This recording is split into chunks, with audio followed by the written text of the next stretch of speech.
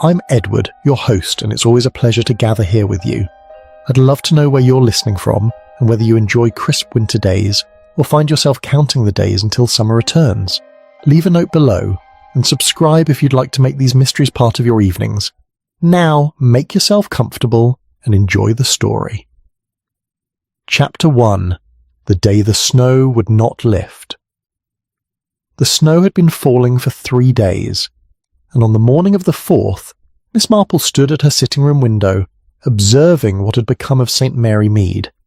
The village had taken on that peculiar quality of suspended animation that only a truly severe winter storm could bring. Familiar landmarks had disappeared beneath drifts. The church spire rose from what appeared to be an unbroken sea of white, and the high street, normally so clearly defined, had become merely a suggestion between two banks of snow. It was late January 1955, and the wireless had been warning of more snow to come. Miss Marple, however, had learned over many years that the wireless, like human nature, was more reliable in pattern than in specific prediction. She had seen storms before, though not many quite like this one. The temperature had dropped sharply after the first snowfall, freezing everything solid, and then more snow had come, layer upon layer, until even the hardiest souls had ceased their usual comings and goings. From her vantage point, she could see the movements of the village reduced to small necessary expeditions. Mr. Clement, the vicar, making his way slowly toward the church, his black coat stark against the whiteness. Young Tom Briggs from the greengrocer's, delivering what provisions he could manage to carry. Mrs. Price from the post office, struggling along with her basket, no doubt checking on her sister who lived alone near the common. It was the common, Miss Marple reflected, that had all but vanished. That broad expanse of shared land at the edge of the village where children played in summer and villagers walked their dogs had become indistinguishable from the fields beyond. The old boundary stone that marked its limits was surely buried deep beneath the snow. She had known that stone since childhood. It had always seemed such a permanent, immovable thing, yet now it had disappeared as completely as if it had never existed. Her thoughts were interrupted by a knock at the door. This was unusual enough in such weather to merit immediate attention. Miss Marple moved carefully along the hallway, mindful of the chill that had crept into the house despite the fire in the sitting room, and opened the door to find Haydock stamping snow from his boots. "Miss Marple," he said with that brusque warmth she had known for decades, "thought I'd better check on you. Not everyone's managing well in this weather." "How kind of you, Doctor. Do come in, you look quite frozen." He followed her into the sitting room, accepting the chair nearest the fire with evident relief. Oh. Dr. Haydock was a man in his 60s, lean and weathered, with the kind of competent manner that came from years of dealing with both genuine emergencies and imagined ones. He had been the village doctor for as long as Miss Marple could remember, and she trusted his judgment in most matters. "The village is managing, then?" she asked, settling into her own chair and taking up her knitting. The needles moved in their familiar rhythm. She found she thought more clearly when her hands were occupied. "After a fashion," Dr. Haydock replied. "People are helping one another, as they do. Mrs. Dawes brought coal to old Colonel Bantry yesterday. The Prices have been sharing their stock from the post office. Even young Timothy Fletcher, who never shows much interest in his neighbours, carried firewood to the widow Sims." He paused, warming his hands. "There's something about a storm like this that brings out the better instincts in people, reminds them they're all in it together." Miss Marple's needles continued their steady movement. "Yes," she said quietly, "though I've noticed that such kindnesses, however genuine in the moment, are not always what they appear to be when one looks back upon them later." Dr. Haydock glanced at her with that shrewd expression she had seen many times before. "That's a rather dark observation for such a bright morning, if I may say so." "Not dark, Doctor, merely accurate. I've lived long enough to see that help freely given in a crisis is not always accompanied by the responsibility one might hope for. But you were telling me how the village is managing." "Well enough, as I said. Though there's been talk that the thaw might come soon, the temperature's risen slightly, and if this continues, we'll see the worst of it melt away by tomorrow or the day after. and everyone will be very glad, Miss Marple observed, to return to normal, to forget what it was like to be isolated, to depend upon one another. Dr. Haydock stood to leave, having satisfied himself that she was well supplied and warm enough. "You're in a philosophical mood today." "Perhaps it's the snow," she replied with a small smile. "It makes one think about boundaries, doesn't it? What separates one place from another, one person from another, and what happens when those boundaries disappear?" After the doctor had gone, Miss Marple returned to her window. The afternoon light was already beginning to fade. The days were still short, though they were lengthening now, moving slowly towards spring. She watched as various villagers made their careful way along what remained of the paths, calling greetings to one another, their voices carrying clearly in the still, cold air. There was something almost theatrical about it, she thought. The way everyone spoke so warmly of their helping one another. Mrs. Dawes telling Mrs. Price about the coal she'd brought to Colonel Bantry. Mr. Fathom or Fletcher mentioning, with uncharacteristic modesty, his assistance to the widow Sims. It was all quite genuine, she was sure, and yet there was something in the repetition, in the way these small acts were being catalogued and reported, that gave her pause. She had seen this before in other circumstances. The village pulling together, everyone doing their bit, and everyone making quite certain that their bit was duly noted and appreciated. It was human nature, and there was nothing wrong with it precisely. But it did make one wonder about what happened afterward, when the crisis had passed and the need for dramatic gestures had faded. The following day brought a change in the weather. The temperature rose, and by mid-afternoon a slow, steady dripping could be heard throughout the village. The thaw had begun. Miss Marple, venturing as far as her front gate, observed the transformation with interest. Snow that had seemed so permanent was now revealing what it had concealed. A letterbox here, a gatepost there, the edges of paths and roads beginning to re-emerge like old memories surfacing after long burial. It was Mrs. Price from the post office who brought the news the next morning. She arrived breathless and distressed, her face pink from hurrying through the slush. "Miss Marple, such dreadful news. They found someone, near the old boundary stone at the edge of the common. A body, they're saying, uncovered by the thaw." Miss Marple set down her teacup carefully. "A body? Has anyone been reported missing?" "No, that's just it. Dr. Haydock's gone to have a look, and the police have been telephoned. But already people are saying it must be someone who never quite belonged here. Someone who drifted through, and came to a bad end." "How quickly," Miss Marple observed gently, "we all agree on such things." Mrs. Price looked uncertain. "Well, it stands to reason, doesn't it? I mean, we'd know if anyone from the village was missing. We'd have noticed."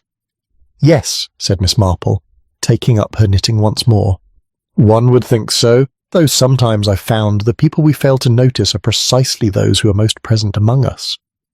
Mrs. Price departed with more questions than she'd arrived with, leaving Miss Marple alone with her thoughts and the soft sound of melting snow dripping from the eaves. The boundary stone, she reflected, had reappeared, and with it, something that had been hidden for quite some time, something that the village, with all its recent talk of helping one another, would now have to account for. Chapter 2. Something revealed at the boundary stone. By mid-afternoon, a peculiar quiet had settled over St. Mary Mead. It was not the enforced stillness of the storm, but rather the hush that comes when a community holds its collective breath, waiting to learn what it already suspects it knows. Miss Marple had walked as far as the High Street, where the slush made progress slow but not impossible. The village had gathered in small clusters, conversations conducted in lowered voices with frequent glances toward the common. Dr. Haydock's motor car stood near the post office, and beside it, a police vehicle that looked rather official and out of place against the homely backdrop of the shops. "They've been there since morning," Mrs. Clement, the vicar's wife, informed her. She was a sensible woman in her late 40s, with a tendency towards practicality that sometimes bordered on the brisk. Today, however, there was a tremor in her voice. "Mr. Clement went with them to the boundary." "Went with them? Stone? He said it seemed proper to have someone from the church present, even before they knew who it was." "Very thoughtful of him," Miss Marple replied. "And have they determined anything?" Mrs. Clement drew closer, though there was no one near enough to overhear. Inspector Craddock arrived from Much Benham just after noon. That's when Dr. Haydock confirmed what he'd suspected from the beginning. She paused, and Miss Marple waited with the patience that had served her well through many decades. "It's Mr. Lennox. Arthur Lennox." The name hung between them for a moment. Miss Marple's expression did not change, though her fingers tightened slightly on the handle of her walking stick. "Arthur Lennox," she repeated quietly. "I see." "I thought you might remember him," Mrs. Clement continued. "Though it's been such a long time. 8 years, at least. Perhaps more. He lived here for a while, in that cottage near the smithy. You must recall he'd come from somewhere in the Midlands, after losing his position. There was some sort of family trouble as well, I believe. His wife had died, and there were debts," Miss Marple remembered. She had a particularly clear memory of Miss Lennox standing outside the post office one autumn afternoon, his hat in his hands, speaking with Colonel Bantry about the possibility of some small employment. The Colonel had been kind as he generally was, but ultimately unable to offer anything permanent. "Yes," she said, "I remember him. A quiet man, rather slight in build, with very careful manners." "That's him exactly," Mrs. Clement agreed, seeming relieved to have this confirmation. "He was always terribly grateful for any kindness shown to him. Perhaps too grateful, if one can say such a thing. It made people uncomfortable after a while." They walked together toward the green, where the vicar was returning from the common, his expression grave. With him was Inspector Craddock, a capable-looking man in his 40s whom Miss Marple had encountered once before in connection with a rather delicate matter involving the village school. "Miss Marple," Mr. Clement greeted her with the weary courtesy of someone who had just attended to an unpleasant duty. "I'm afraid we've had a most distressing discovery." "So Mrs. Clement has told me, Mr. Lennox," she said. Inspector Craddock regarded her with the careful attention of a man who had learned to take elderly ladies seriously. "You knew the deceased, Miss Marple?" "I knew of him, Inspector, as did everyone in the village. He lived here for perhaps 2 years, if memory serves. This would have been in 1946 and 1947, just after the war ended. He was one of many displaced persons seeking to make a fresh start." "And then he left?" Miss Marple considered this. "That was the understanding, yes. He disappeared rather suddenly, though I don't recall anyone being particularly concerned at the time. It was assumed that he had moved on to seek better prospects elsewhere. He didn't inform anyone of his intentions." "I couldn't say with certainty, Inspector, but the general impression was that he'd simply drifted away. As I said, he was rather a solitary figure." Mr. Clement cleared his throat. "I believe several people tried to help him during his time here. My wife and I certainly did what we could. Others in the village were equally generous, but there's only so much one can do for someone who seems unable to help himself." There was something defensive in his tone, Miss Marple noted. Not guilt precisely, but a kind of preemptive justification.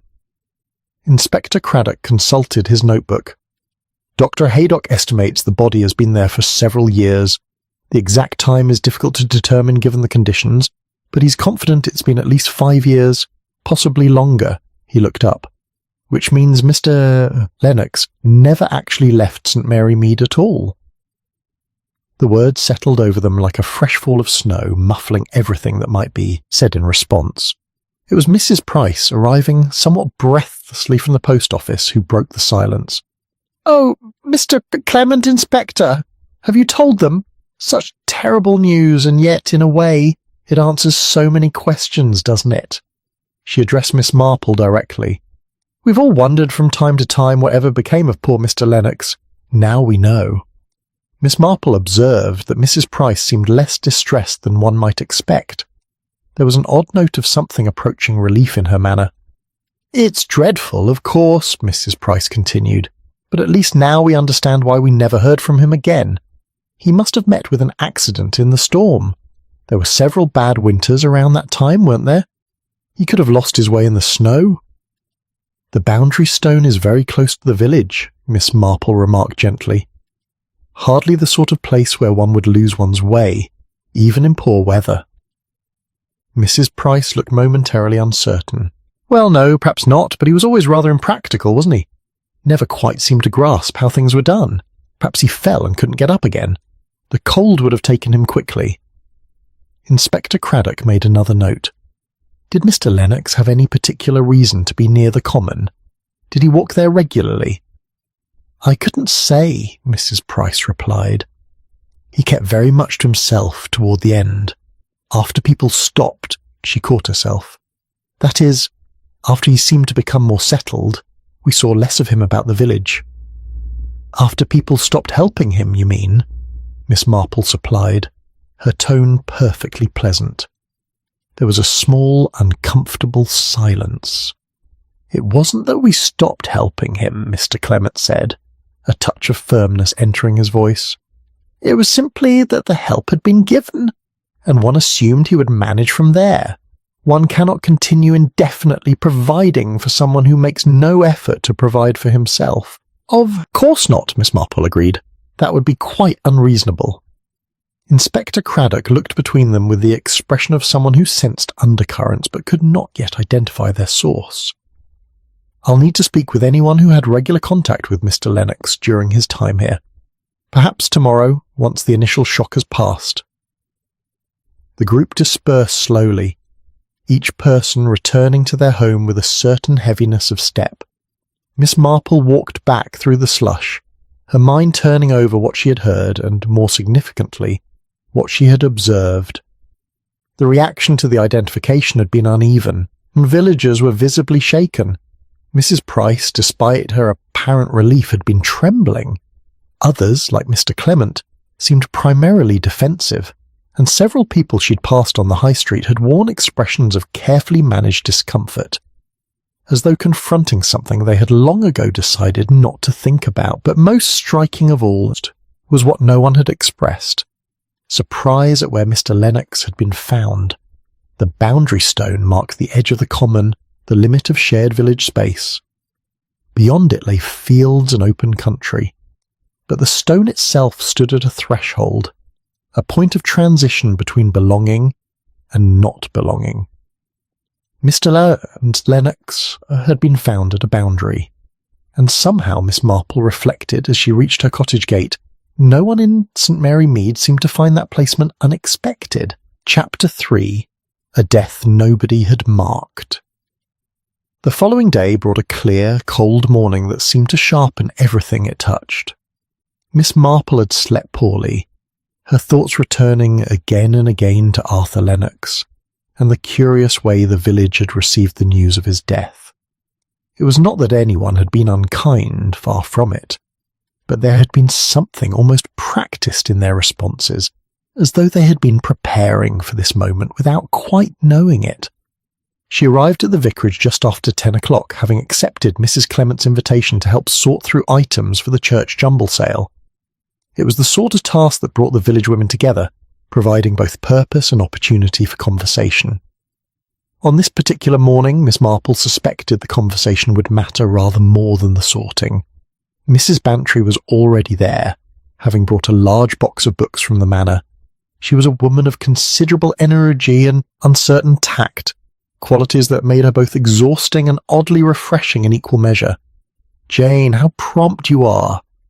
We've just been discussing this dreadful business about Mr. Lennox. Do you remember him at all? I confess my memory is rather vague." "I remember him quite well," Miss Marple replied, settling into the chair Mrs. Clement indicated, though perhaps that says more about observation than acquaintance. "He was not a man who invited intimacy." "No, indeed," Mrs. Clement agreed, pouring tea with the automatic hospitality of a vicar's wife, though it wasn't for want of trying on some people's parts. My husband spent considerable time attempting to draw him out. He believed Mr. Lennox might find purpose in helping with the church accounts. He'd had some training as a clerk, I understand, but nothing came of it. Miss Marple accepted her cup. "Mr. Lennox declined the offer?" "Not precisely declined. He accepted, certainly. He was always accepting, but then he would fail to appear, or when he did appear, His work was so uncertain that one couldn't rely upon it. Eventually, Mr. Clement had to tell him it wasn't working out. Mrs. Clement's hands moved briskly among the tea things, but there was a tightness around her mouth. It was very awkward. Mr. Lennox apologised profusely and thanked my husband for the opportunity. One felt quite dreadful about the whole thing. "So you should," Mrs. Bantry said with characteristic bluntness, "turning someone out who needed help." "We didn't turn him out," Mrs. Clement protested. "We simply couldn't continue with an arrangement that wasn't functioning properly. Surely that's reasonable." Miss Marple watched this exchange with interest.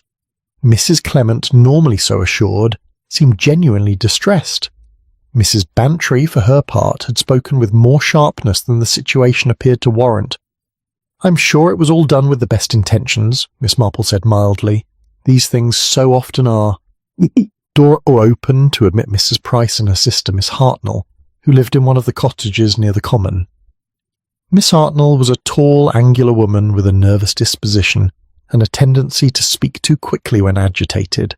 She was clearly agitated now. "Mrs. Clement, Miss Marple, Mrs. Bantry, such a relief to find you all together. I've hardly slept thinking about poor Mr. Lennox lying out there all these years. And to think I saw him almost every day during his time here. My cottage looks directly onto the common, you know." "Then perhaps you can tell us what sort of man he was," Miss Marple suggested. "My own acquaintance with him was quite limited." Miss Hartnell settled herself with the air of someone preparing to give testimony.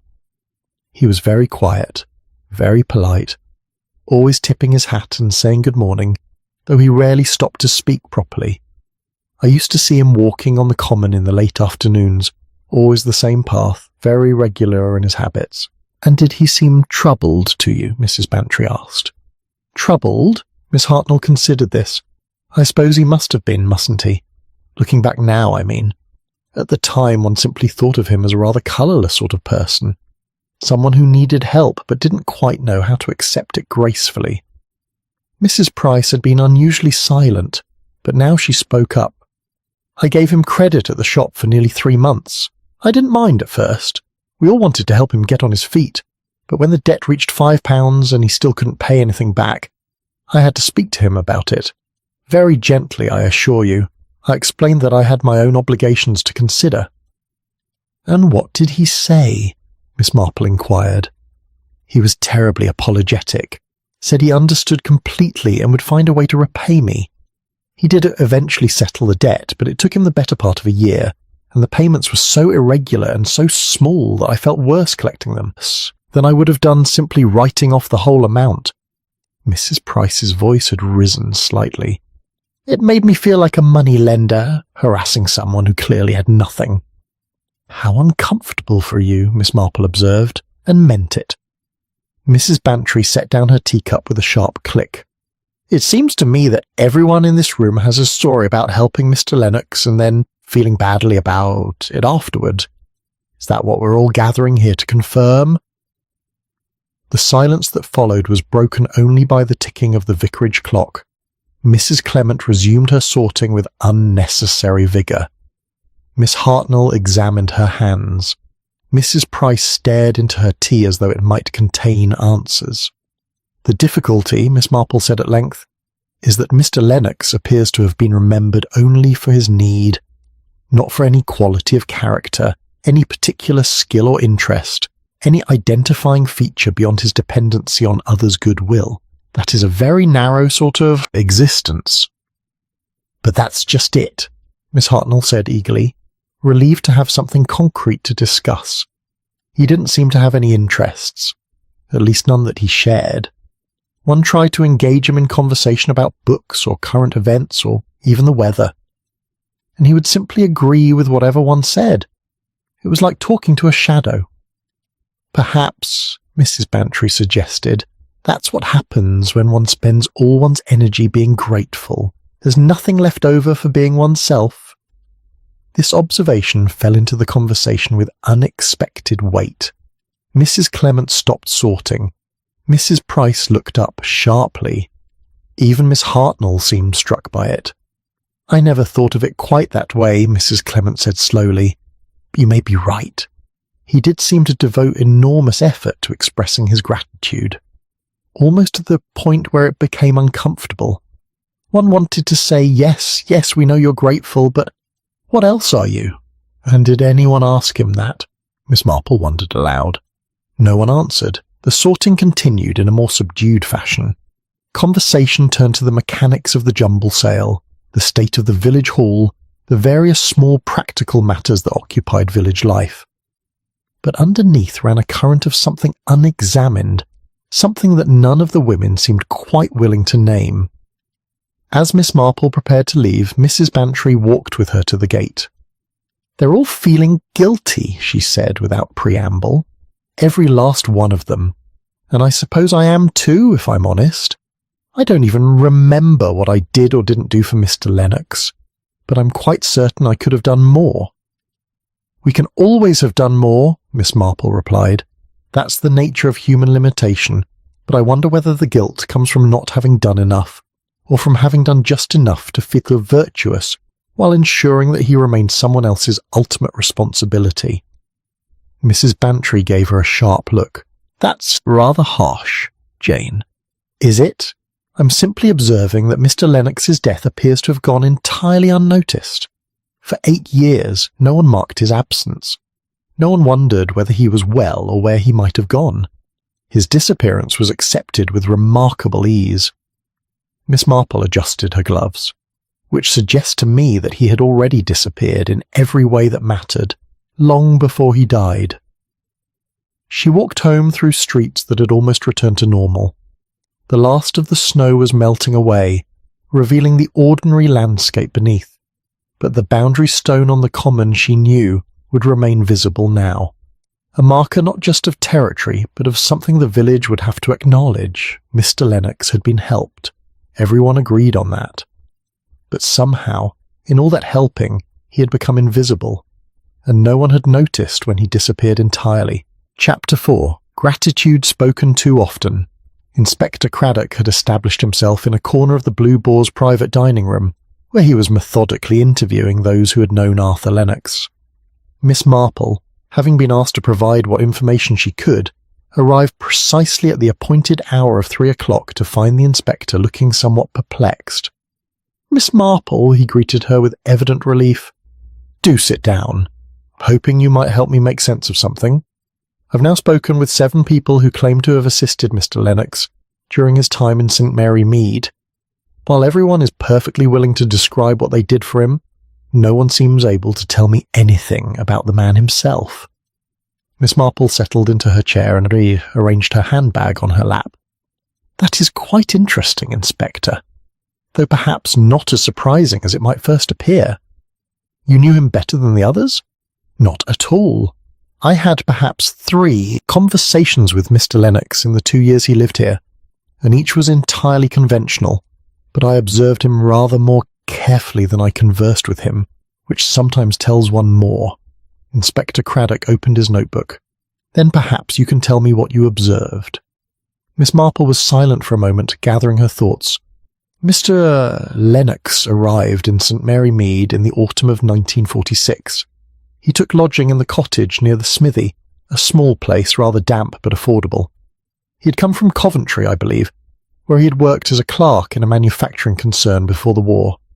His wife had died during the Blitz, and there was a son who had been killed in North Africa. Mr. Lennox himself had served in some capacity, though I don't know the details. When he came here, he was starting over with very little." "And how did the village respond?"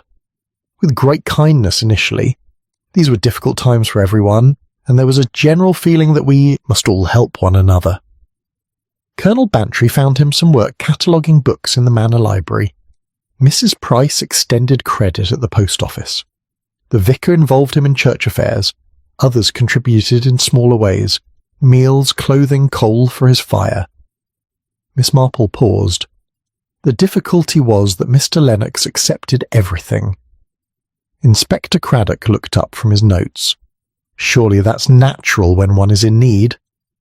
"Natural, yes, but there's a manner of accepting help that maintains dignity, and there's a manner that transforms the recipient into a perpetual supplicant. Mr. Lennox had developed the latter. Every kindness, no matter how small, was met with such effusive gratitude that it became awkward. He would thank people repeatedly for the same gesture. Sometimes weeks after the fact, he would refer to his indebtedness in the most abject terms. Perhaps he was simply a humble man. Perhaps, Miss Marple agreed. Or perhaps he had learned that gratitude was the only currency he possessed, and so he spent it freely, not realizing that such currency depreciates with overuse. The inspector considered this. Several people mentioned that he seemed unable to hold employment for long. Colonel Bantry said the library work lasted only a few months. The vicar's wife told me about the church accounts. There were other positions as well, all of them short-lived.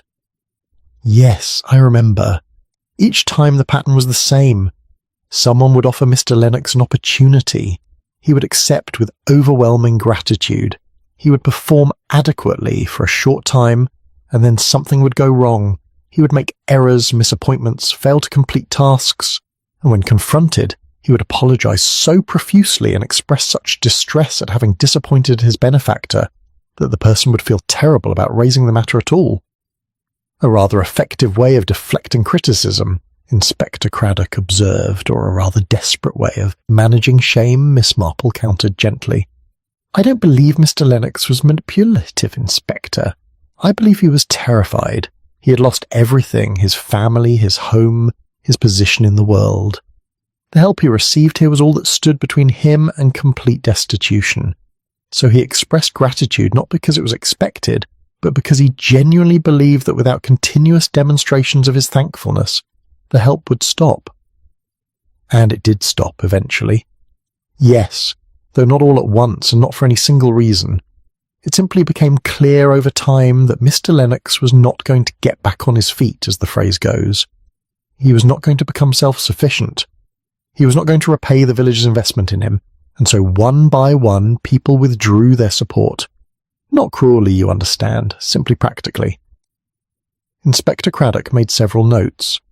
Can you tell me anything about his daily life, his habits, his routines? He walked a great deal.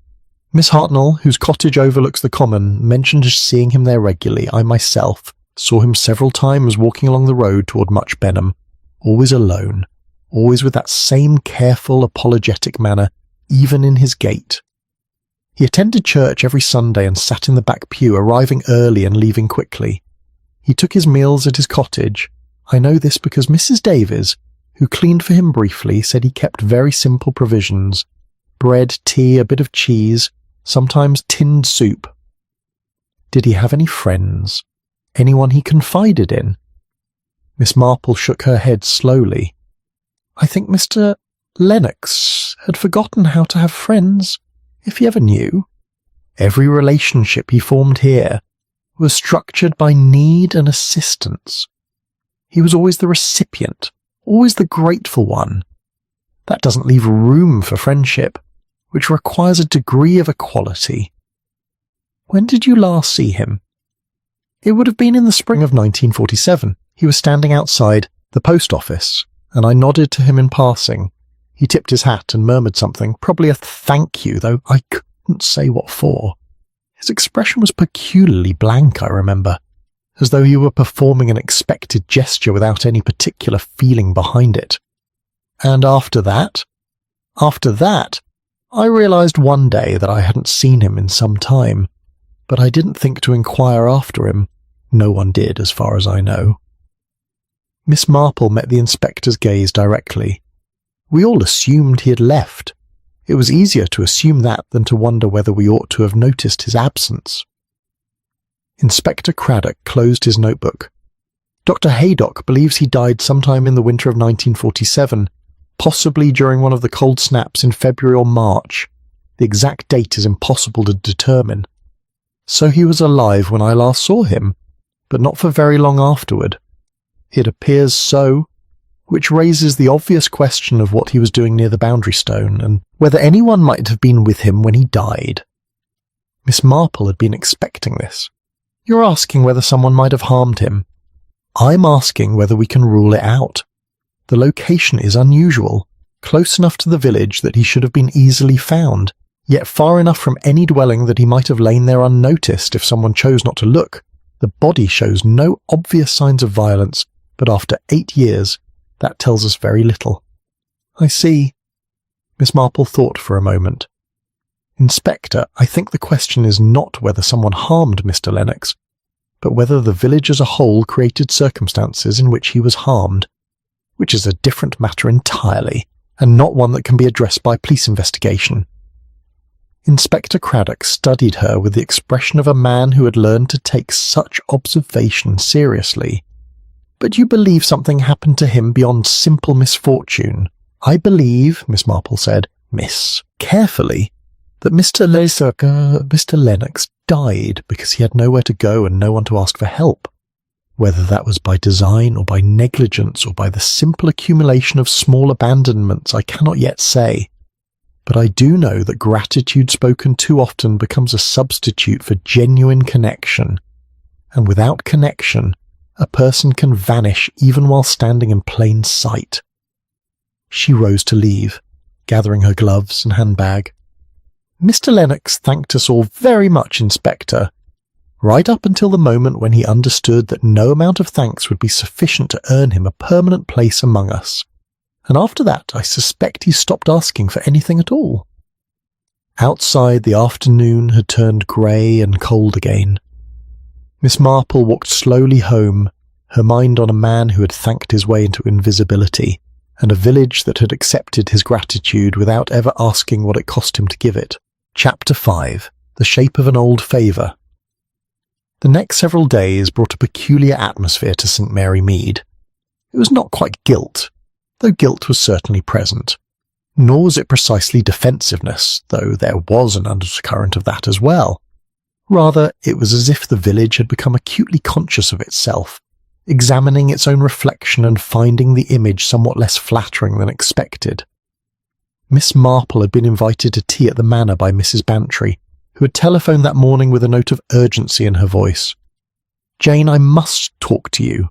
Something rather troubling has come to light, and I need your perspective. The Manor's drawing room was warm and comfortable, a contrast to the chilly February afternoon outside. Mrs. Bantry poured tea with less than her usual vigour, and Miss Marple noticed the slight tremor in her hands. I've been going through some old household accounts, Mrs. Bantry began without preamble. The Colonel asked me to sort them out for the tax inspector, and I came across something that's been bothering me dreadfully. In early 1947, there's a payment to Mr. Lennox for work done in the library, £3, 10 shillings, but beside it, in the Colonel's handwriting, there's a notation, Final Settlement, Services Discontinued. Miss Marple sipped her tea.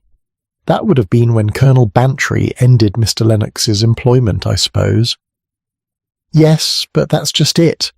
I've been trying to remember the circumstances, and it's all come back to me now. The Colonel didn't end the employment because Mr. Lennox had done anything particularly wrong. It was because... She paused, seeming to struggle with the words. It was because having Mr. Lennox about the house had become uncomfortable. He would arrive too early and hover in the hallway, waiting to be noticed. When given a task, he would complete it, but then linger, clearly hoping for conversation or perhaps another task. And his gratitude was so excessive that the Colonel began to dread seeing him. So the Colonel dismissed him.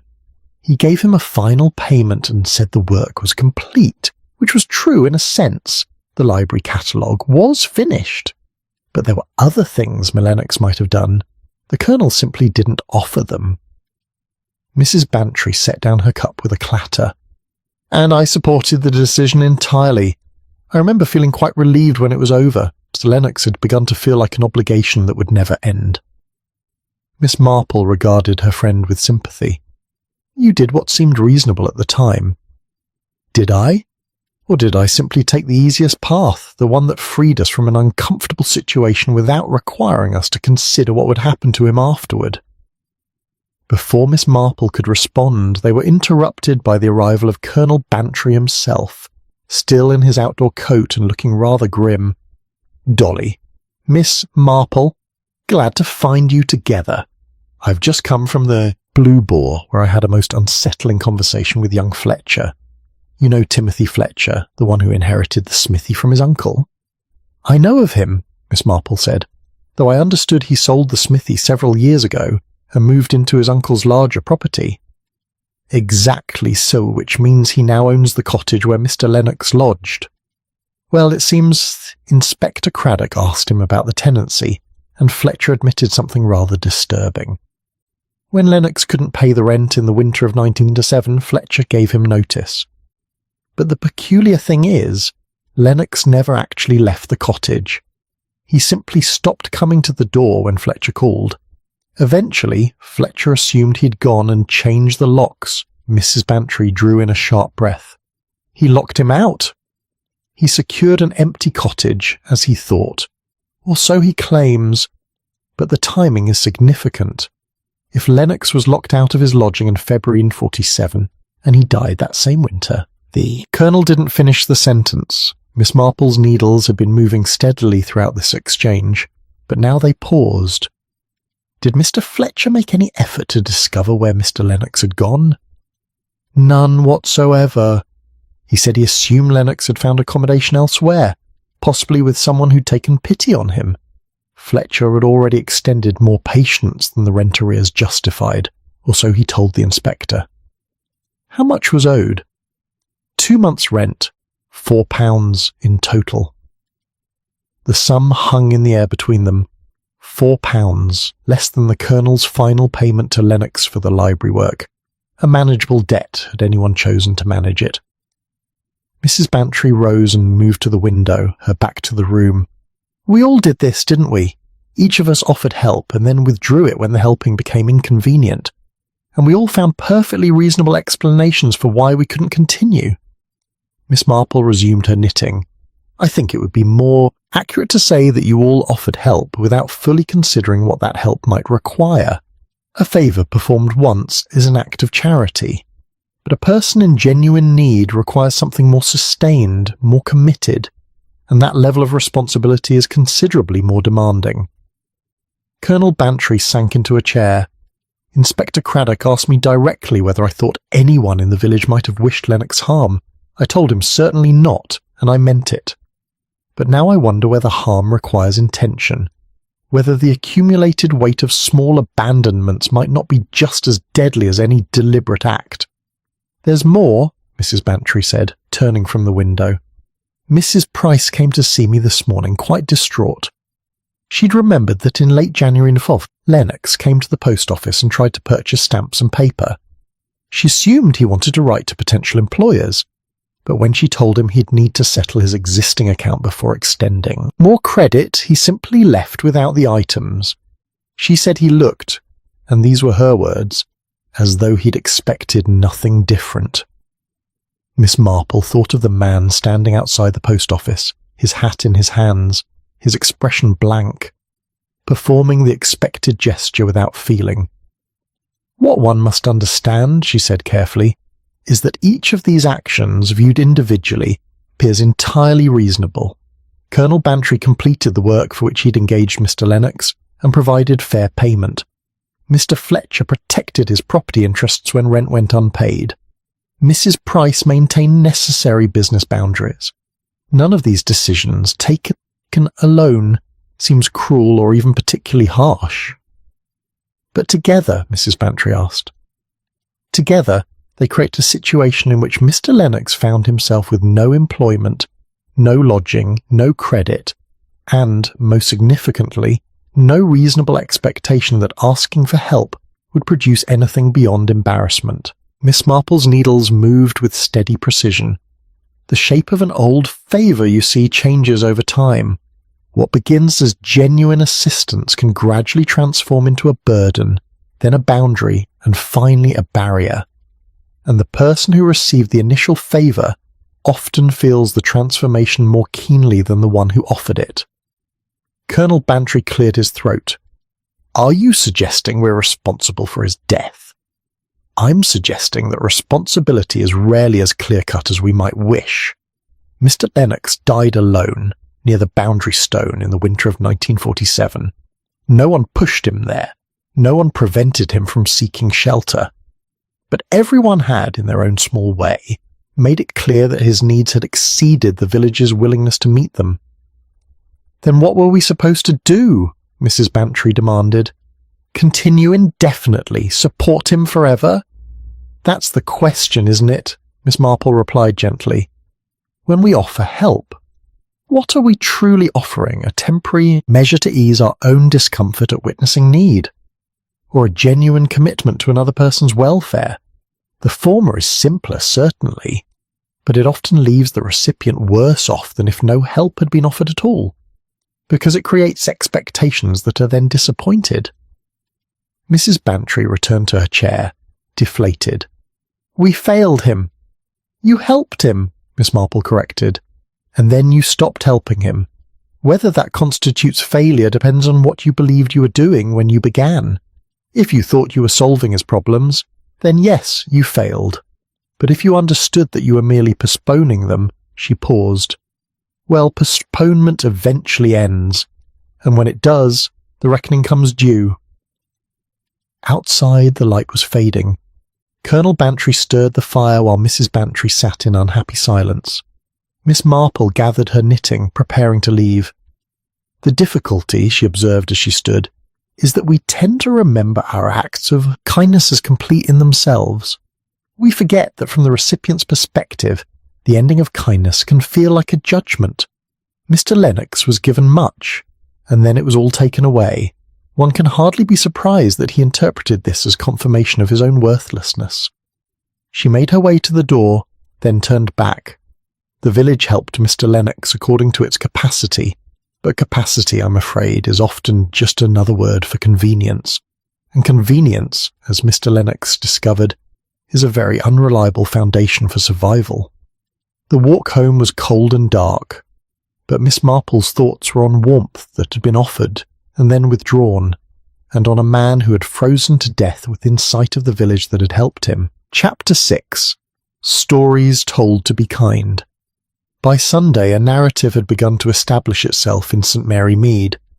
Miss Marple first became aware of it during the morning service, where Mr. Clement delivered a sermon on the parable of the Good Samaritan, with what seemed to her rather pointed relevance to recent events. We are called to help those in need, the vicar intoned from his pulpit, but we must also recognise that some souls, burdened by pride or shame, cannot accept the help that is offered. We may extend every kindness, yet find it refused or misunderstood. This does not diminish the value of our charity, nor should it burden us with undeserved guilt. Miss Marple, seated in her usual pew, observed the congregation's response. There were nods of agreement, particularly from those who had been most closely involved with Mr. Lennox. Mrs. Price dabbed at her eyes with a handkerchief. Colonel Bantry sat very straight, his expression one of sombre reflection. Even Timothy Fletcher, not usually given to church attendance, had appeared this morning and was listening with unusual attentiveness. After the service, the churchyard became a gathering place for hushed conversations. Miss Marple accepted Mrs. Clement's invitation to stay for coffee in the church hall, where the discussion inevitably turned to the late Mr. Lennox. I've been giving it a great deal of thought, Mrs. Clement said, distributing cups with her customary efficiency, and I believe we've all been rather too hard on ourselves. The truth is, Mr. Lennox chose to leave. He was a proud man in his way, and he couldn't bear to continue accepting charity. That's an admirable quality, really, even if the outcome was tragic. Several heads nodded in agreement. Miss Hartnell added, I remember noticing that he seemed to be withdrawing from the village in those last months, walking alone more frequently, avoiding conversation. It was as though he were preparing to depart. Exactly, Colonel Bantry said, warming to the theme. When I gave him that final payment for the library work, he said something that struck me at the time. He said he didn't want to be a burden any longer. Those were his precise words. Mrs. Price set down her cup. He said something similar to me about the debt he'd accumulated, that he was ashamed of having taken advantage of people's kindness. I tried to assure him it wasn't necessary to think of it that way, but he was quite firm. He said he needed to stand on his own feet. Miss Marple listened to this exchange with interest. The narrative being constructed was remarkably consistent. Mr. Lennox, too proud to accept further help, had chosen to leave St. Mary Mead and seek his fortune elsewhere. That he had somehow ended up dead near the boundary stone was tragic, certainly, but it reflected his own decision to depart rather than any failure on the village's part. "It's a comforting story," she observed quietly. The conversation paused. Mrs. Clement turned to her with a slight frown. I beg your pardon?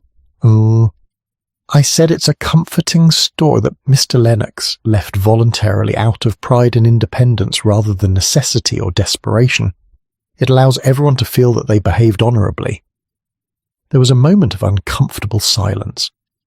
Then Timothy Fletcher spoke up, his voice defensive. "Are you suggesting it isn't true?" "I'm suggesting that stories take on lives of their own, particularly when they serve a useful purpose. Tell me, Mr. Fletcher, when you changed the locks on the cottage, did Mr. Lennox actually inform you that he was leaving?" Fletcher shifted in his seat. Not in so many words, but he'd stopped answering the door, stopped maintaining the property. What was I to think? You were to think exactly what you did think, that he'd gone. It was the most convenient interpretation of the available facts. Miss Marple's tone remained gentle, but her words had an edge. Just as it's now convenient to remember that, he spoke of not wishing to be a burden, rather than remembering that he was given very little choice in the matter. Mrs. Bantry, who had been silent until now, said slowly, "You believe we're rewriting what happened?" "I believe we're remembering selectively, which is not quite the same as rewriting, but achieves a similar result." Miss Marple accepted a fresh cup of tea from Mrs. Clement. "Consider what we know as facts rather than interpretation. Mr. Lennox lost his employment at the manor. He was locked out of his cottage for unpaid rent. He was refused credit at the post office. Within weeks, he was dead. These are the concrete events." "But he did speak of not wanting to be a burden," Colonel Bantry protested. "I distinctly remember it." "I don't doubt that you do, but there's a difference between someone saying, 'I don't wish to be a burden,' as a statement of independent pride, and saying it as a recognition that they have already become one. The former suggests choice. The latter suggests capitulation." Mrs. Clement's hands trembled slightly as she poured more coffee. "You're saying he understood we wanted him to leave?" "I'm saying he understood that the welcome had expired. Whether he wanted to leave or not became rather beside the point." Miss Marple paused, allowing this to settle. "The story you're all telling now, that Mr. Lennox left voluntarily out of noble pride, is kind to his memory and kind to yourselves. It transforms a desperate man with nowhere to go into a dignified figure choosing his own path. But I wonder whether kindness in storytelling compensates for the lack of it in fact." Timothy Fletcher stood abruptly. "I won't sit here and be accused of driving a man to his death. I did what any landlord would do when faced with non-payment of rent. I'm not accusing you of anything, Mr. Fletcher. I'm merely pointing out that stories told to be kind often serve the teller more than the subject. If believing that Mr. Lennox Lennox voluntarily helps you sleep at night, then by all means believe it, but don't mistake that belief for truth." Fletcher departed with barely a word of farewell. The remaining parishioners sat in varying degrees of discomfort. It was Mr. Clement who finally broke the silence. "What would you have us do, Miss Marple? Should we flagellate ourselves for decisions made 8 years ago? Should we shoulder responsibility for a man who, by all accounts, was incapable of helping himself? I would have you recognise the difference between what you wish had happened and what actually did. Mr. Lennox may well have said he didn't want to be a burden, but actions speak rather more clearly than words, don't they? And the action of dying alone near the boundary stone within sight of the village that had helped him suggests something other than voluntary departure." Mrs. Clement gathered the cups with quick, sharp movements. "Perhaps he fell, perhaps it was an accident. Perhaps," Miss Marple agreed. "Though accidents, I've found, often have causes that go deeper than simple misfortune. One might slip on ice, certainly, but one must first have a reason to be walking on ice in dangerous weather with nowhere to go and no one expecting one's arrival. She rose to leave, gathering her gloves and handbag. The gathered villagers watched her, with expressions that mingled resentment and unease. "I don't mean to be harsh," she said at the door, "but I've lived long enough to know that we tell ourselves stories for many reasons. Sometimes to make sense of chaos, sometimes to ease pain, and sometimes, most dangerously, to absolve ourselves of examining what we might have done differently. The story of Mr. Lennox, the proud wanderer, is a kind one, but somewhere beneath it lies Mr. Lennox, the man who froze to death because he had exhausted every option and every person who might have helped him." Outside, the February sun had broken through the clouds, casting long shadows across the churchyard. Miss Marple walked home slowly, thinking about the stories villagers tell themselves and the truths those stories are designed to obscure. By evening, she knew, the narrative would have solidified further. Mr. Lennox would become a tragic figure who couldn't accept help, rather than a desperate one who had received too little of it, and St. Marymead would return to its comfortable routines, having successfully transformed an uncomfortable death into a comfortable parable about the limits of charity. But the boundary stone remained, and so did the question of what it meant that a man had died there, alone, after the village had decided his gratitude was no longer worth the inconvenience of keeping him alive. Chapter 7. A Debt That Could Not Be Repaid. It was young Tom Briggs from the greengrocer's who provided the key piece of information, though he didn't realise its significance at the time. Miss Marple had stopped by the shop on Monday morning to collect her weekly vegetables and found Tom sorting through old crates in the back room. He was a sturdy lad of 19, with the kind of straightforward manner that came from working with his hands since leaving school. "Morning, Miss Marple," he called out cheerfully. "I'll be with you in just a moment. I'm clearing out some of these old storage boxes. We've accumulated years' worth of rubbish back here." "No hurry at all, Tom. I'm quite content to wait." She watched as he worked, and presently he emerged carrying a wooden box, filled with what appeared to be old ledgers and scraps of paper. "Some of this goes back to when my grandfather ran the shop. Look here. Delivery records from 1947. Mother keeps saying we should throw it all out, but it seems a shame somehow." Miss Marple moved closer with interest. 1947, you say? That's quite a while ago." "Nearly 8 years now. There's all sorts in here. Orders, receipts, notes about which customers wanted what delivered where." He paused, pulling out a yellowed slip of paper. "That's odd. There's a notation here about leaving packages near the old shepherd's hut on the common. I didn't know we ever delivered there." "May I see that?" Tom handed her the paper. It was a delivery note, dated March 1947, written in an older hand, Tom's grandfather, presumably. The entry read, "Bread and tinned goods to usual place near hut. No payment received. Cannot continue." "Do you know anything about this arrangement, Tom?" He shook his head. "I was only 11 then and didn't pay much attention to the business side of things. But I remember the old shepherd's hut. It's half collapsed now, but it used to provide shelter for lambing season. Grandfather might have been delivering to someone staying there temporarily." Miss Marple felt a cold certainty settling over her. "The hut is near the boundary stone, isn't it?" "Just beyond it, yes. You can barely see it from the village. It's tucked into that little copse of trees at the edge of the common. Why do you ask?" "No particular reason. Simply curious about the village's history." She smiled gently. "You've been very helpful, Tom." After collecting her vegetables, Miss Marple made her way slowly toward the common. The day was clear and cold, the last traces of snow reduced to patches and shadowed corners. The boundary stone stood where it always had, marking the transition between village and wild land. And just beyond it, as Tom had said, there was indeed a small copse of trees. The shepherd's hut sat among them, its roof partially caved in, its walls weathered to the colour of ancient stone. It would have been barely visible from the village even in summer. Now, with bare branches providing only skeletal screening, it was still remarkably obscure.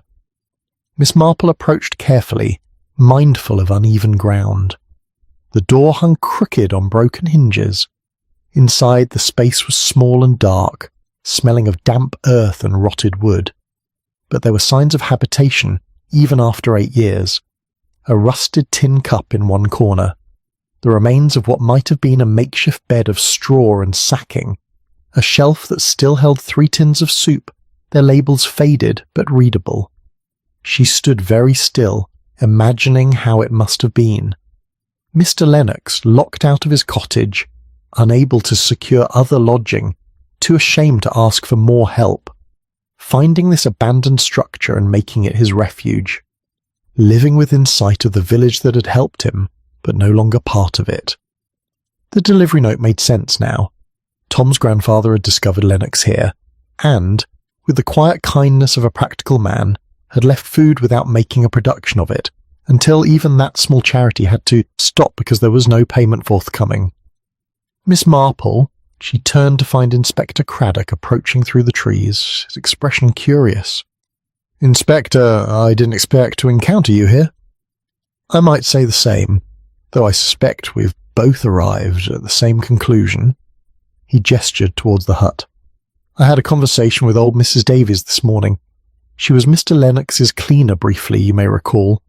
She mentioned that after he lost the cottage, she'd seen him once or twice near the common at odd hours. She assumed he was walking to Much Benham to seek employment, but now she wonders whether he was actually living out here." "I believe he was," Miss Marple confirmed, "and not just in the weeks immediately after losing his lodging. The evidence suggests he survived here for some months, possibly through the entire winter of 1947. Inspector Craddock entered the hut, examining it with professional attention. It would have been brutally cold, minimal shelter, no proper provisions. Why on earth would someone endure this rather than seek help? "Because," Miss Marple said quietly, "he believed he'd already taken too much. That's what I've been trying to make the village understand, Inspector. Mr. Lennox didn't leave St. Mary Mead. He simply removed himself from the burden of being seen. He stayed nearby within the boundaries of a community that had helped him, but he didn't cross back over that boundary because he felt he no longer had the right to do so." The inspector was silent for a moment, looking around the wretched little structure, the debt that could not be repaid. Precisely. Every kindness the village extended became in his mind an obligation he could never discharge. Colonel Bantry gave him work and then ended it. Mr. Fletcher provided lodging and then withdrew it. Mrs. Price offered credit and then required payment. Each time Mr. Lennox's gratitude was met with the eventual message that it wasn't enough, that he still fell short of what was required to remain among them.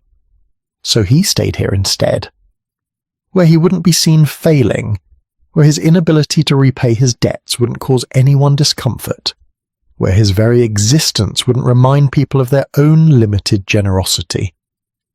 Miss Marple's voice remained steady, but there was a weight to her words. He internalized the village's growing reluctance to help him and transformed it into a prohibition. He believed, quite literally, that he had used up his welcome and had no right to ask for more. Inspector Craddock picked up one of the soup tins. Tom's grandfather was leaving food for him. Until he couldn't any longer. No one can provide indefinitely without recompense. That's simply practical reality. But for Mr. Lennox, even that final withdrawal must have seemed like confirmation. One more person who'd tried to help and given up. When did he die, do you think?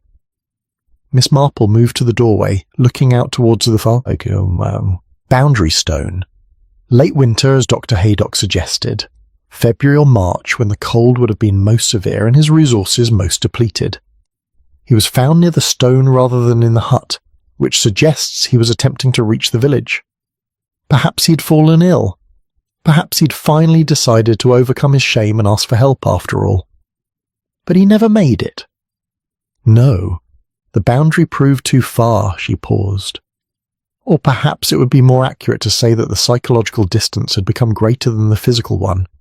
He'd spent so long believing he had no right to cross back into the village that even when survival demanded it, he couldn't quite manage the final steps.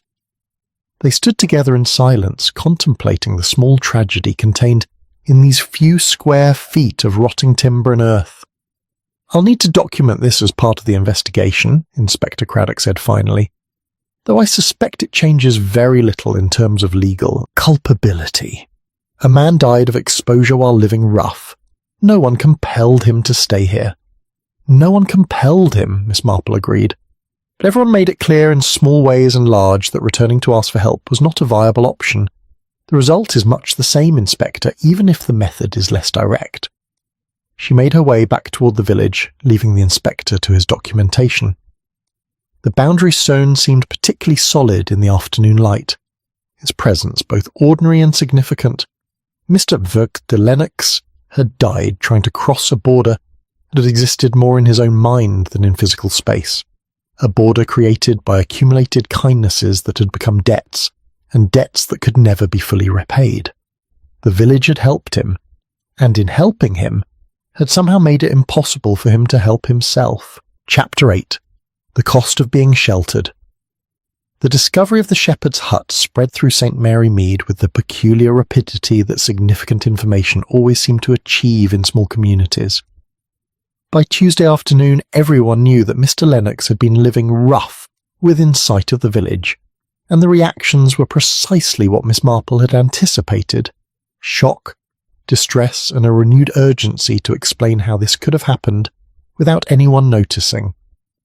She had been invited, or perhaps summoned would be more accurate, to the vicarage for what Mrs. Clement termed a small gathering to discuss the situation.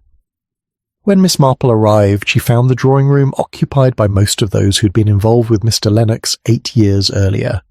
Dr. Haydock was there, looking grave. The Bantrys sat together on the sofa, Colonel Bantry's usually ruddy complexion somewhat pale. Mrs. Price perched on a straight-backed chair, her hands clasped tightly in her lap.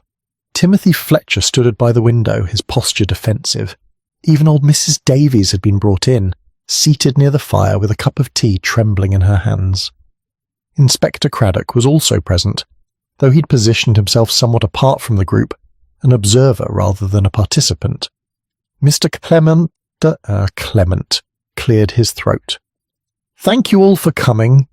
I felt it important that we address this matter together in light of what's been discovered. The shepherd's hut, the evidence of Mr. Lennox living there, it changes our understanding of what happened." "Does it?" Miss Marple asked gently. "Or does it simply confirm what we might have suspected had we been willing to look?" Mrs. Bantry twisted her handkerchief. "We had no idea, Jane. None of us knew he was still so close." "Didn't you? Miss Hartnell mentioned seeing him walking on the common regularly. Mrs. Davies spoke of encountering him at odd hours. Tom Briggs's grandfather was leaving food near the hut. The signs were there.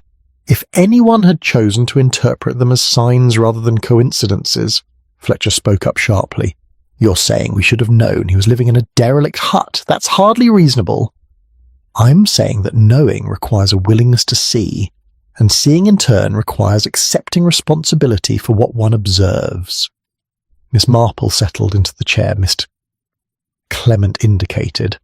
"But I think the more important question is not whether you knew, but why Mr. Lennox chose to live in such conditions rather than ask for help." "Surely that's obvious," Dr. Haydock said. "Pride. He was too proud to accept further charity." "Was it pride, Doctor, or was it something quite different?" Miss Marple's needles began their familiar movement. "I've been thinking a great deal about the cost of being sheltered. Not the financial cost, but the psychological one. What it means to be perpetually grateful, perpetually aware of one's own dependency, perpetually conscious that one's presence is contingent on others' goodwill." Mrs. Davies spoke up unexpectedly, her voice quavering but determined. "He told me once, Miss Marple. I'd forgotten until yesterday, but it came back to me when I heard about the hut. He said he felt like he was spending money he didn't have. Those were his words. 'I'm spending money I don't have, Mrs. Davies, and someday the bill will come due.'" "When was this?" Inspector Craddock asked, making a note. "Early winter 1946. I was cleaning his cottage and he was apologising for not being able to pay me the full amount." He'd given me half and promised the rest the following week. But he had this look on his face like he knew the promise was empty, and he said that thing about spending money he didn't have. Miss Marple nodded slowly. He understood, you see, that every act of kindness he accepted was adding to an account he could never balance. The village gave him employment, lodging, credit, food, attention, and he gave back gratitude. But gratitude, however sincerely felt, doesn't settle debts. It doesn't pay rent or purchase food or establish one's right to occupy space in a community. So he removed himself, Mrs. Clement said softly. He did what he felt was necessary to stop accumulating obligations. The shepherd's hut asked nothing of him. It demanded no gratitude, no apologies, no explanations. It was harsh and cold and insufficient, but it was free of human expectation. Colonel Bantry stood abruptly and walked to the window. "You're saying we drove him there? That our kindness became cruelty?" "I'm saying that kindness without commitment can feel like cruelty to the recipient. You offered help, certainly, but the help came with invisible conditions, that he not need it for too long, that he show proper gratitude but not excessive gratitude, that he eventually become self-sufficient and relieve everyone of the burden of helping him. When he couldn't meet those conditions, the help stopped." "The help couldn't continue indefinitely," Fletcher protested. "That's simply impractical." "Perhaps," Miss Marple agreed. "But then we must acknowledge that we're offering temporary relief, not genuine shelter. And we must accept that temporary relief, when withdrawn, can leave a person in a worse position than if nothing had been offered at all." Mrs. Price had been crying quietly. Now she spoke through her tears. "He died believing he had no right to ask us for help. That's what you're saying, isn't it?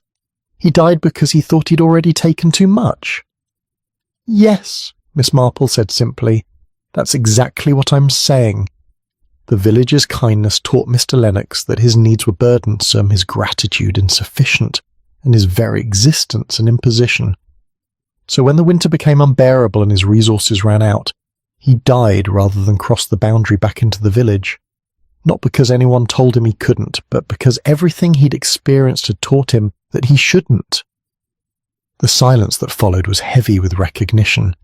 These were not cruel people. They had genuinely tried to help, but they had helped within limits they'd never articulated, and when those limits were reached, they'd withdrawn without considering what withdrawal might mean to someone who had nowhere else to turn. Dr. Haydock spoke finally. What was he supposed to do? Continue asking for help forever? "I don't know," Miss Marple replied honestly. "That's the terrible difficulty of these situations. One cannot support every person in need indefinitely. Resources are limited, patience is limited, goodwill is limited. But we must at least be honest about what we're doing when we help someone and then stop helping them. We're not setting them free, we're not encouraging their independence. We're simply declaring that our capacity for assistance has reached its end, and whatever happens afterward is no longer our concern. And Mr. Lennox internalized that," Inspector Craddock observed. "He did more than internalize it. He accepted it as a moral judgment on his own worth. The village helped him, and when the help proved insufficient to transform him into a self-sufficient person, he concluded that the failure was his own, that he had proven himself unworthy of continued support. So he removed himself to the shepherd's hut, where his unworthiness wouldn't be on constant display." Mrs. Bantry was weeping openly now. "We killed him then, perhaps not with our hands, but we killed him nonetheless." "You withdrew your protection," Miss Marple said carefully, "and he was unable to protect himself. Whether that constitutes killing him is a question each of you must answer individually. But I do know this. The cost of being sheltered is the knowledge that shelter can be withdrawn. And for someone like Mr. Lennox, who had already lost so much, that knowledge was simply too heavy to bear." Mr. Clement bowed his head. "Then what are we to do? How do we live with this?" "You live with it by acknowledging what happened. Not the comfortable story about Mr. Lennox choosing to leave, but the truth that he died of cold and exposure within sight of this village because he believed he'd exhausted everyone's willingness to help him. You live with it by understanding that kindness is not a simple transaction, and that withdrawing help can be as consequential as offering it. Miss Marple stood to leave. The gathering had served its purpose, though not perhaps the one the vicar had intended. These people now understood what their temporary kindness had cost. As she reached the door, Mrs. Davies called out softly, "Miss Marple, he was a good man, wasn't he? Mr. Lennox, I mean, despite everything." Miss Marple turned back. "I believe he was an ordinary man in extraordinary distress, Mrs. Davies, which is perhaps the most common sort of goodness there is. He harmed no one, took only what was offered, and died quietly so as not to inconvenience anyone. If that's not goodness, I don't know what is." Outside, the evening was drawing in. Miss Marple walked home slowly, thinking about the mathematics of charity and the price people paid for being helped. Mr. Lennox had been sheltered, and the cost of that shelter had been his life. Chapter 9. Miss Marple sees the whole account. Inspector Craddock called upon Miss Marple the following morning, finding her in her garden despite the lingering chill. She was examining the first tentative shoots of spring bulbs emerging from soil, still damp with melted snow. "Miss Marple, I hope I'm not disturbing you." "Not at all, Inspector. I find gardening conducive to thought, and I've been doing a great deal of thinking these past few days." She straightened, brushing soil from her gloves. "You've come to tell me you're closing the investigation, I suspect."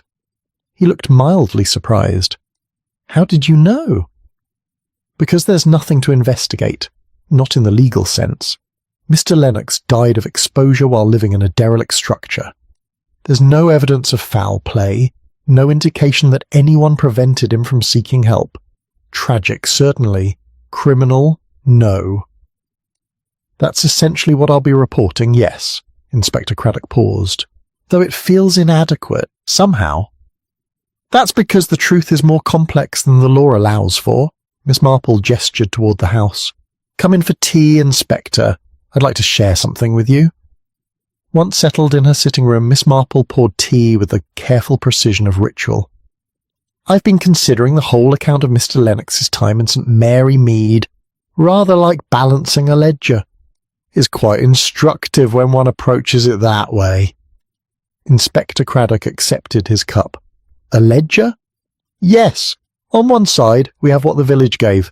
Employment at the Manor Library, lodging in Mr. Fletcher's cottage, credit at Mrs. Price's shop, work opportunities from Mr. Clement, food deliveries from Tom's grandfather, various other small kindnesses, quite a substantial list of generosity. And on the other side? On the other side, we have what Mr. Lennox was expected to provide in return. Not money, obviously. He had very little, but rather transformation. He was expected to become self-sufficient, to require less help over time rather than more, to justify the village's investment by eventually no longer needing it. Miss Marple sipped her tea thoughtfully. When he failed to provide that return, when he remained dependent and struggling, the account was deemed unbalanced, not through malice but through disappointment. So the help was conditional. All help is conditional, Inspector, whether we acknowledge it or not. The question is whether the conditions are reasonable and whether they're made explicit. In this case, I believe the conditions were neither. The village expected Mr. Lennox to heal from profound loss and rebuild his life simply because they'd provided him with some basic assistance. When he couldn't, when the damage was too deep or his capacities too limited or the help too insufficient, they concluded that he'd failed to hold up his end of an unspoken bargain. Inspector Craddock set down his cup. "You're saying they should have done more?" "No," Miss Marple said firmly. "I'm saying they should have been honest about what they were offering. If the help was temporary, intended to tide him over until he found his feet, then that should have been stated clearly. If it was conditional on his showing improvement, that too should have been said. Instead, the help was offered with no clear terms, and withdrawn when it became inconvenient. That's neither charity nor cruelty, it's simply thoughtlessness. But surely they meant well." "Of course they did. That's what makes it so tragic." Miss Marple's needles moved with steady rhythm. Every person who helped Mr. Lennox did so with genuine kindness. Colonel Bantry wanted to give him purpose. Mr. Fletcher needed a tenant and saw an opportunity to help. Mrs. Price extended credit out of compassion. Tom's grandfather left food because he couldn't bear to see someone go hungry. None of them intended harm. Yet harm resulted.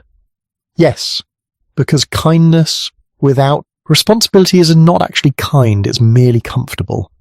It allows the giver to feel virtuous without accepting the burden of genuine care. When Mr. Lennox didn't improve quickly enough, didn't become sufficiently grateful without being too grateful, didn't achieve independence on the village's preferred timeline, each benefactor had the luxury of withdrawing and feeling they'd done their part. They'd helped after all. It wasn't their fault if he couldn't help himself. Inspector Craddock was quiet for a moment. What should they have done differently? They should have been brave enough to match their kindness with commitment, or honest enough to admit that commitment was beyond their capacity. There's no shame in saying, "I can help you for 3 months," or "I can provide this much and no more." The shame lies in offering open-ended help and then quietly closing the door when the recipient proves to need more than one bargained for. You think Mr. Lennox would have fared better with the clear boundaries? I think he would have known where he stood. As it was, he spent his time trying to decipher invisible limits, apologizing for needs that were perfectly natural, and eventually concluding that his very existence was an imposition. That level of psychological burden is exhausting, Inspector. And when combined with the physical hardship, she paused. Well, we know how it ended. Inspector Craddock stood to leave. "I'll submit my report tomorrow. Death by misadventure, I expect they'll call it. An accurate description in its way. The adventure of accepting help from people who didn't understand what they were offering, and the misfortune of believing that help represented genuine shelter rather than temporary respite." At the door, the inspector turned back. "You've made the village face something uncomfortable, Miss Marple. That gathering at the vicarage yesterday, Mrs. Clement told me several people wept." "Good," Miss Marple said quietly. "Tears are appropriate. They're also insufficient, but they're a start. What matters is whether those tears lead to different behaviour in future, or simply to better stories about the past." After he'd gone, Miss Marple returned to her garden.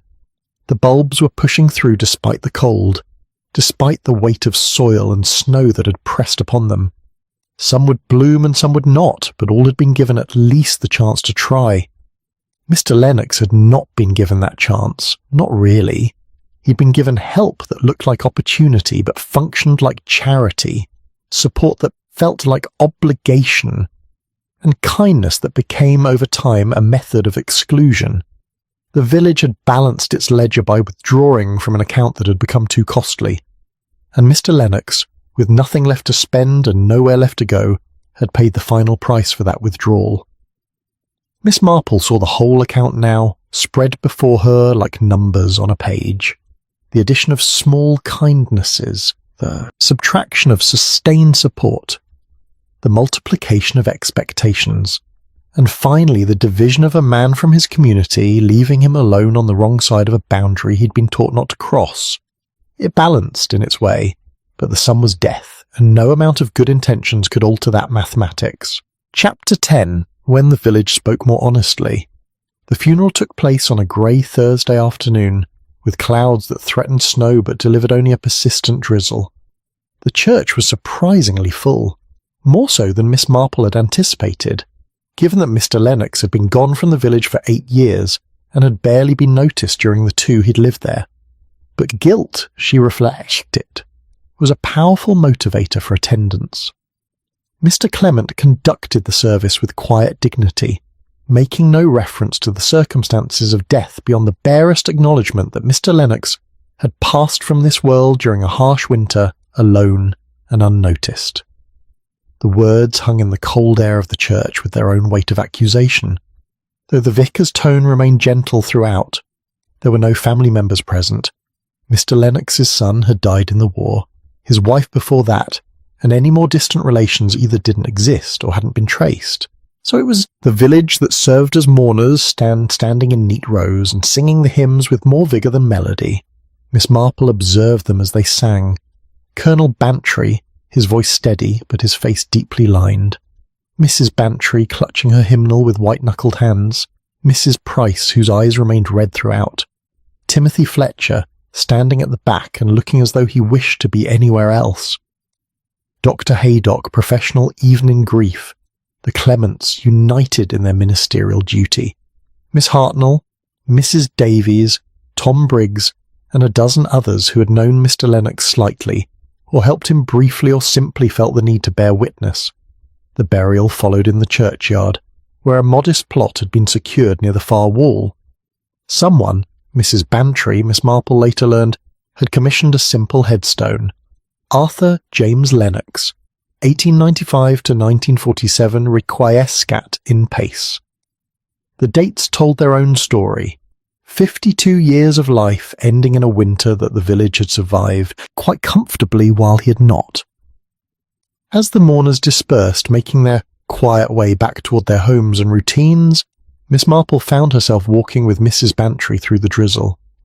"I keep thinking," Mrs. Bantry said, "about all the things we might have done differently. If only we'd known he was in that dreadful hut, if only someone had thought to check on him." "If only is a dangerous phrase," Miss Marple replied. "It assumes that knowledge would have led to action, which is not always the case. You might have known he was in the hut and still done nothing, because doing something would have required confronting your own limits of generosity." Mrs. Bantry flinched slightly. "That's rather harsh, Jane." "Perhaps, but I think we've moved past the time for gentle evasions, don't you? Mr. Lennox is buried now. The least we can do is be honest about what buried him." They walked in silence for a moment, their footsteps marking the wet pavement. "The Colonel has been talking about establishing something," Mrs. Bantry said eventually. "A fund, perhaps, for people in the village who fall on difficult times. Something more organised than individual charity. That would be worthwhile if it's done properly, though funds require administrators, and administrators require judgments about who deserves help and how much and for how long, the same questions that proved so troublesome with Mr. Lennox. Must you always be so discouraging?" Miss Marple smiled faintly. "I'm not discouraging the idea, merely pointing out that good intentions require equally good execution. A fund would be helpful, but more helpful still would be a village that understands the difference between solving someone's problems and simply postponing them, between offering genuine support and performing charity for one's own comfort." Mrs. Bantry stopped walking. "Do you think we've learned anything from this, Jane? Or will it all fade away once the shock wears off and we'll go and back to being exactly as we were?" "That," Miss Marple said gently, "is entirely up to you, and to the others. The test will come when the next person in need appears at someone's door. Will they be offered help with clear terms and honest limitations, or will they be offered the same vague, temporary kindness that Mr. Lennox received, only to have it withdrawn when it becomes inconvenient?" They parted at the high street, Mrs. Bantry turning toward the manor, and Miss Marple continuing to her cottage. The rain had stopped, leaving everything glistening and clean-looking, though the underlying reality remained unchanged. In the days that followed, Miss Marple observed the village carefully. There were small changes, subtle shifts in how people spoke about charity and obligation. Mrs. Price, when asked to extend credit to a labourer whose wages had been delayed, did so with explicit terms about repayment rather than vague assurances. Mr.